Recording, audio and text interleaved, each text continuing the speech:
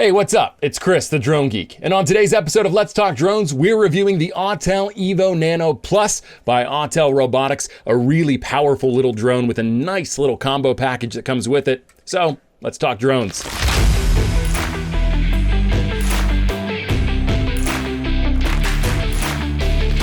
So, Autel contacted me about a month ago, asking me if I would review the Nano Plus combo.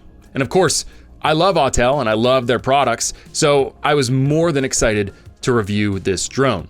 I haven't had a mini drone in quite some time, so I was really excited to actually get the chance to fly something of this size and weight class again. Now, the first thing I noticed when I pulled it out of the box was the arms, and that's not for a good reason. Compared to the rest of the drone, the plastic on the arms just feels flimsy and weak, and like at any moment, it could just fold in, or it might break really easily on just even the most minor impacts or landings.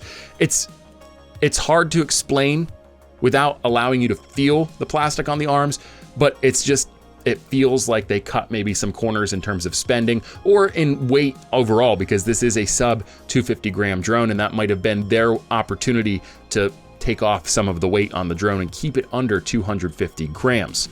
Other than that though, I have no complaints about the build quality on this drone. Feels like everything else on this drone is really high quality. We've got nice little obstacle avoidance sensors here on the front with some really sturdy plastic packaging around the outside of those to protect those. The camera and gimbal assembly feel very strong, and the body of the drone itself, including the casing on the batteries, just feels sturdy, solid, and something that won't break very easily. Of course, again, this is a drone that does not have any type of propeller guard built into it.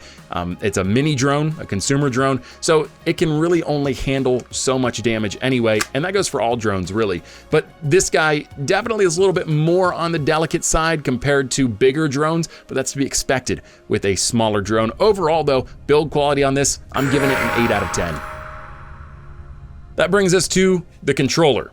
Now, I really like the controller for the EVO Nano Plus, and this goes with a variety of different drones from Autel as well. So this is sort of their standard RC, and I used this RC before, not maybe this particular one, but this model before in our review of the EVO Lite Plus, and I get to use it again for the Nano Plus. And my opinion largely hasn't changed for this controller. It does have a really nice ergonomic feel, and being a former and still current gamer, it has a video game controller-like feel to it. When I hold it in my hand, it feels very natural, which is great because it puts me in a comfort zone when flying, which is super important, especially for beginners. You want your beginner pilots to feel comfortable and relaxed behind the controls, because that influences how their flight goes once the drone is in the air.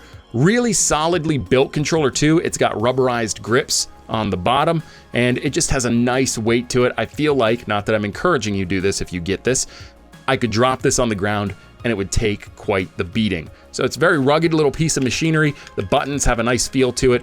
The joysticks, or the little cylinders where the joysticks sit, feel very sturdy and solid. The buttons have a nice feel, like I said. Even the wheel to control the gimbal has a nice feedback to it.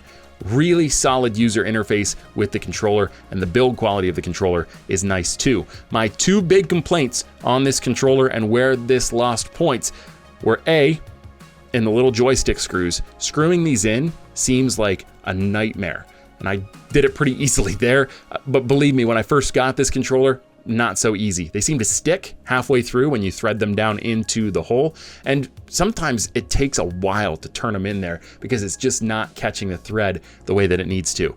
That could really cost you time if it is a time-sensitive shot. You need to get the drone in the air sooner rather than later, and you don't really want to be screwing around with the joysticks. And with the carrying case they come with, the controller doesn't fit in the case with the joysticks screwed in. You actually have to unscrew them every single time you put it in the stock carrying case with the Plus combo. The other complaint that I had has to do with, again, inserting something into the controller to make it work, and it's putting the cable that goes to your device that you're using to view the camera feed into the slot here. You plug it in just like that. It's USB-C, and this looks fine, but I'll tell you where the problem is. It does not have any give when it comes to closing this part, the slat where the device goes in. This device holder, if you forget or are not paying attention, and this is plugged in there and you slam this down, you could damage the cable, which means you have to buy a new one, or you have to use a different one. And I'm gonna tell you, for some reason, whatever reason that is, I have tons of USB-C cables, but they don't really work all that well in this application. It's like there's not enough room between the place where the device holder is and the port for the USB-C cable. It's really frustrating, and it's something that I didn't think would be a big deal when I first ran into the problem, but after about 5 or 6 flights with this thing, I really started to get annoyed by this cable and where that port was placed. So, for that reason, the controller gets an 8 out of 10. The user interface for the drone itself, and I'm considering that anything that has to do with the operation of the drone through the Autel Sky app, was pretty solid, pretty smooth overall. The app itself, which is called Autel Sky, just has a really nice ease of use. It's laid out pretty well in terms of the start screen and getting into the actual application to fly your drone, and it runs pretty smoothly as well. I didn't have a lot of issues in terms of responsiveness with the app. When I'd tap on something, it would respond almost immediately every single time. I also really enjoyed how quickly everything linked up. By the time I had my phone plugged in to the controller, the drone on, the controller on, and the Autel Sky pulled up, everything was ready to go. I mean, it took me literally maybe 15 seconds to get everything in place and ready to fly. That's not counting taking all of the protective features on the drone off. That's the gimbal cover and the actual strap that goes around the arms to keep everything in place while in the case. So about 15 seconds once I have all that stuff off between turning the drone on, the controller on, and getting the app pulled up. Everything was connected. Really smooth. In terms of the use of the app during flight, I really enjoyed how quickly you could go up into your photo and video album and preview the files that you were shooting. It was very easy. There's just a little icon right on the screen that you can tap, and it pulls everything up that you've shot to that point so that you can preview it even during flight. I also liked how easy it was to switch between intelligent flight modes as well as standard flight modes such as smooth, standard, and ludicrous. It was just very quick, very easy, made the interface with the app itself very enjoyable. What I didn't like was actually manipulating the camera settings in the app. The menus to do this are sort of a mess, and it's not easy to use the sliders to influence what values you want on your camera settings, and half the time they're a little bit buggy and they don't keep, so they don't stay where you want them to stay. They'll kick back to their default value out of the auto settings. So if you're using this in the pro mode as opposed to the auto mode, be prepared for some growing pains when it comes to setting the camera settings the way that you want them. I did find after a few flights I got a little bit better at it, learning the nuance of how to use those sliders and set the camera settings the way I wanted to, but the fact remains, it's not the most convenient process in the world. Once again, when it comes to user interface, the Autel EVO Nano Plus earns an 8 out of 10. I was really impressed by the flight characteristics of this drone, especially considering it is a mini style drone.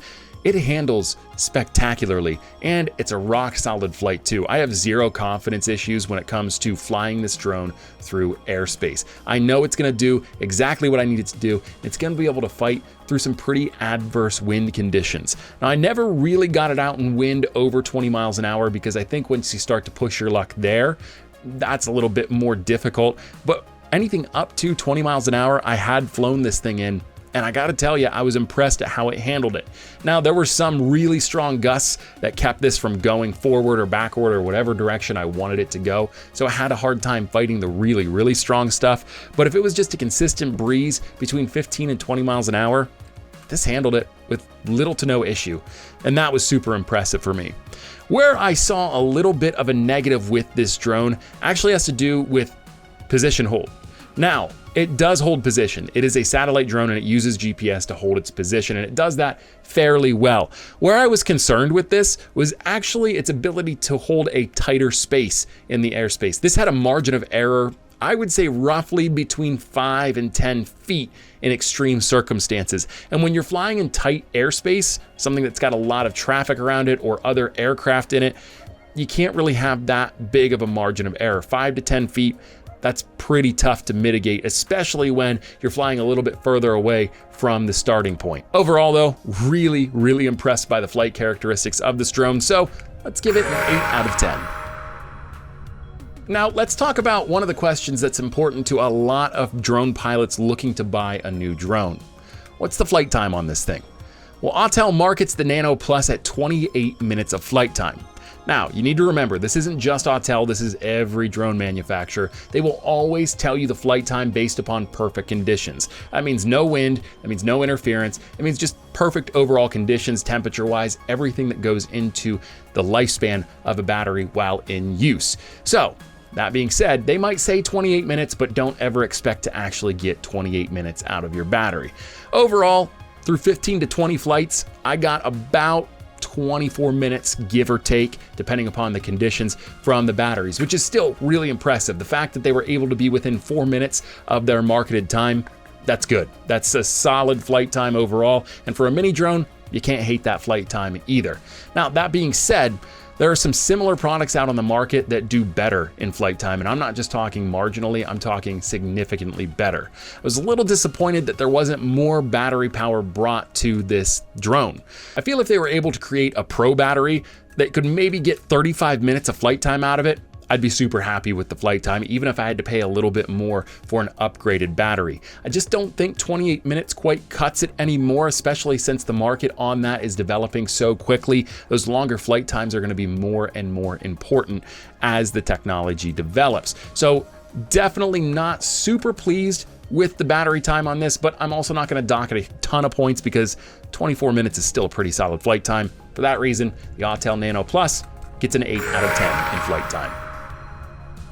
Now let's talk about the cons on this camera first, because I want to get those out of the way so that we can finish with a really positive note on this camera, because I think overall it deserves that positive note, but I can't ignore the negatives that I saw when using the camera. First and foremost, and this has been a complaint I've had about Autel systems in the past, I have a lot of love for Autel, but the truth remains the camera quality on this thing is good, but it's way too sharp right out of the box. I will not get off of that hill. I will die on that hill. That's where you can find me when it comes to all things Autel. I love the drones. I love the quality on the images that come out of the camera overall, but man, you've got to back off the sharpness. It is like so sharp that you get sharpness related noise in every photo and especially video that you shoot with this thing unless you scale the sharpness back. Now the good news is, even though it is uber sharp on this camera, you can easily mitigate that by adjusting the camera settings. You can knock back the sharpness on the image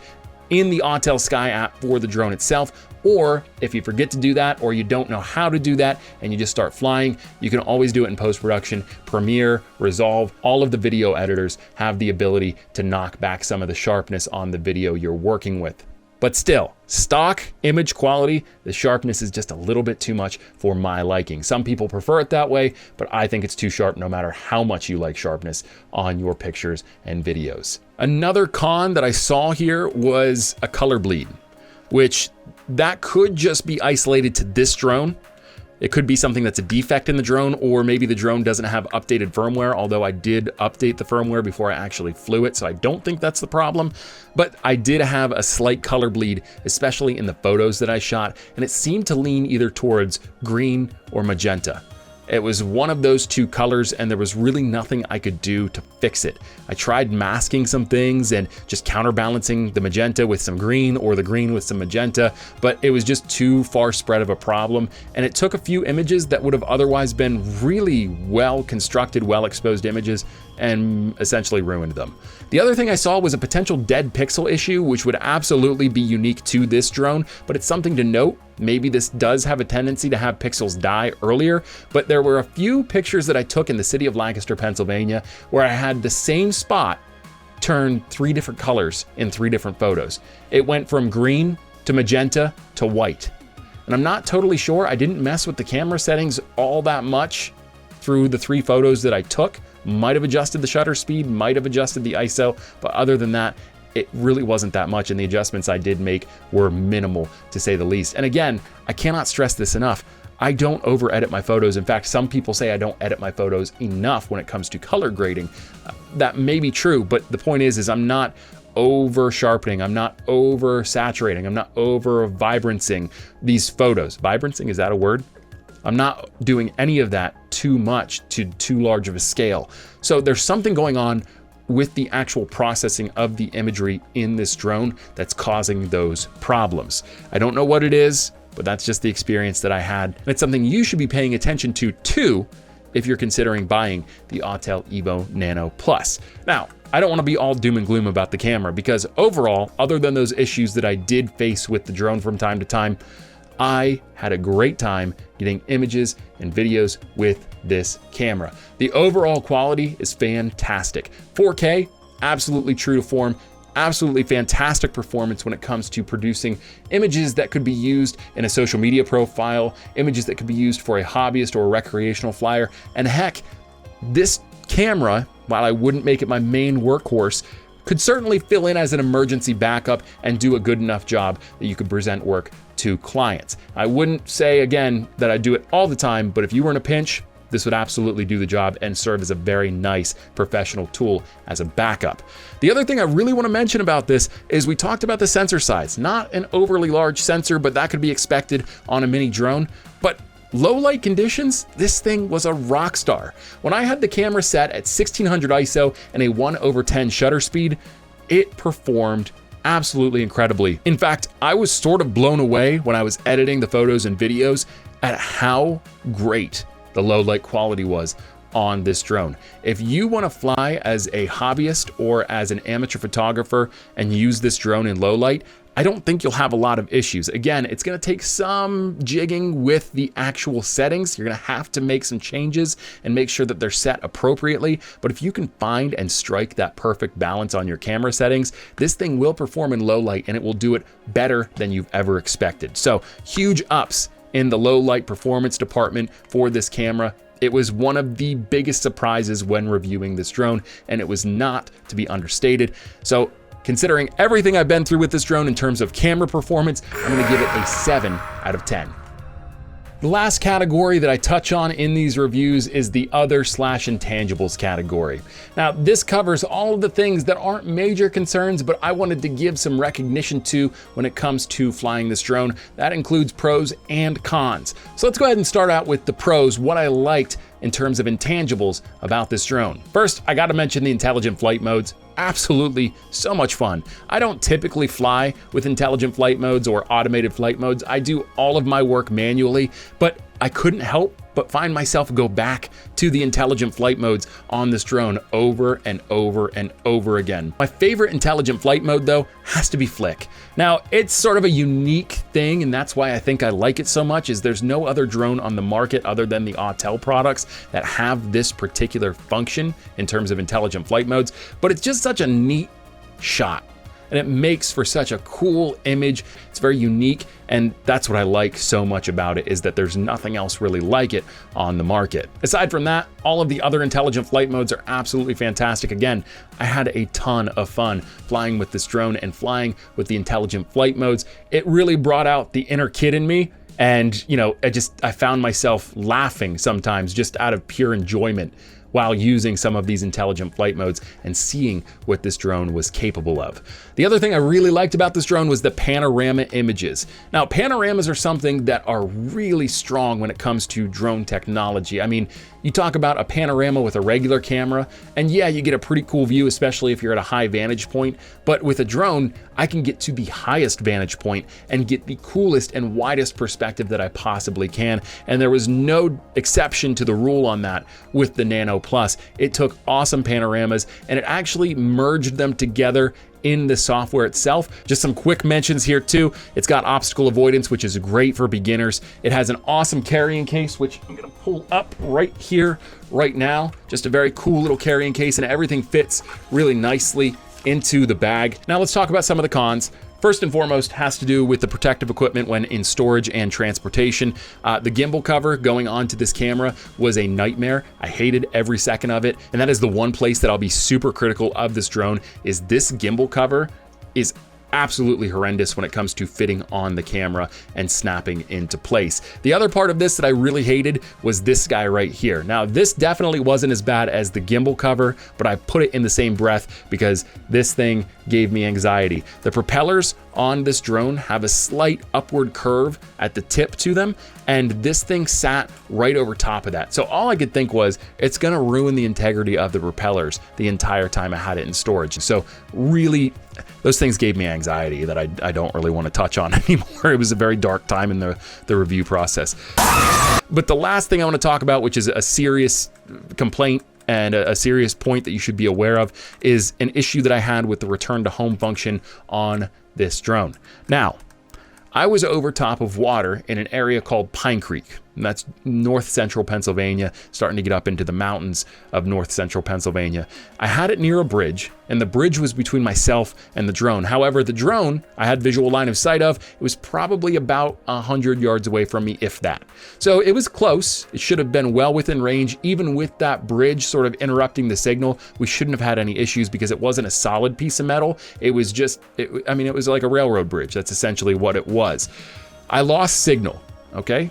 That's understandable. I can totally get that. Won't take any points away from Autel because, again, there are a lot of circumstances that might point to that. However, I waited and I waited and I waited. Did not return to home. There was no indication on the controller or the app that it was returning to home.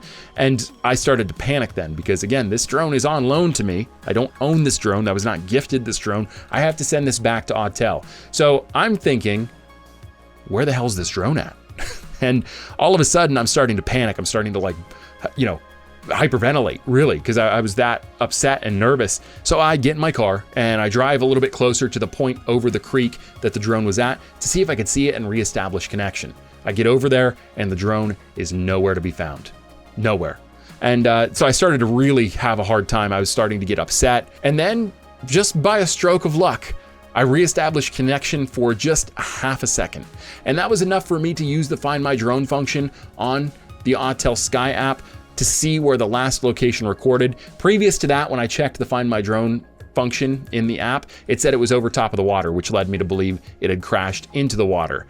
After checking the app, after reconnecting for just a fraction of a second, I did see that it flew back to the starting point, the home point, the original point where I was flying from, and landed. Now, the battery was critically low, and I started out at 100%, but for some reason it went from 100% to about 85%, and then when I lost connection, it was at around 70%. And then all of a sudden, like over the span of 5 or 10 minutes, it was back to like 15% or 10%, or it was super low is what I'm saying. It drained from 70% down to almost nothing in just 5 or 10 minutes, which was a really weird thing. It was a weird series of events, which leads me to believe there's something not quite right with this particular drone. I did not expect any of that to happen. I thought that was going to be a pretty routine flight, and I went through what was otherwise a temporary nightmare in terms of figuring out what I needed to do when it came to telling Autel that, well, I drowned your drone. Even though that didn't happen, thankfully it did actually return to home and land at the home point. It would have been nice to have gotten some kind of indication from the drone and the controller and the app that it was attempting to return to home, but there was no indication that it was trying to do anything. For all I knew, it either fell in the water or it was still over there hovering over top of the water with no connection to me. So wanted to put that in there. Again, not a big deal, but it was enough to scare me into giving this thing a 7 out of 10 in other and intangibles. A solid performance by the Autel EVO Nano Plus with a final score of 7.7 out of 10. So if you're a professional looking for a professional aerial imaging solution, I don't know that I'd stop at this. I think I would look into Autel's EVO Lite Plus or even potentially the Autel EVO 2 version 3, both really solid professional tools as far as aerial imaging goes. But I would consider this a really nice backup to have. It's inexpensive compared to the other solutions that Autel has, and the camera performance is enough that either recreationally or for hobby, the images are going to be fantastic for like social media or a portfolio. If you're a recreational flyer or a hobbyist or a beginner, this might be the drone for you. Definitely do your research on your own. We didn't cover all of the nuances in this review, just the topics that I felt were the most important to touch on. So definitely do your own research, find out what the best solution is for you. But I would strongly consider this drone as a potential option for you if you are one of those recreational beginners or hobbyists looking for a really nice camera system on an inexpensive and user-friendly drone. But what do you think? After watching this review video of the Autel EVO Nano Plus, are you gonna go out and buy it? Are you considering buying it? Or do you wanna learn a little bit more about it? Let me know down in the comments below. I'm happy to answer any questions you might have that we didn't cover in this video. Again, I just covered the topics that I felt would be most important as a general consensus for all pilots. If you really liked this video, you love drone content made about drones, for drone pilots, and with drones, make sure you hit the subscribe button down below. It helps me out a lot. Also helps to get my channel out into the algorithm in front of more viewers like you. If you liked this video, hit the thumbs up icon, and while you're at it, hit the bell icon too. It gives you a notification every time I post a new video, including the review of the Autel EVO 2 version 3, which will be coming up in just a few days right here on the Drone Geeks channel. You can also see a version of it on the Droning Company's channel. But again, if you liked this video, hit the subscribe button down below if you haven't already. Until next time, I'm Chris the Drone Geek, and I am out of here.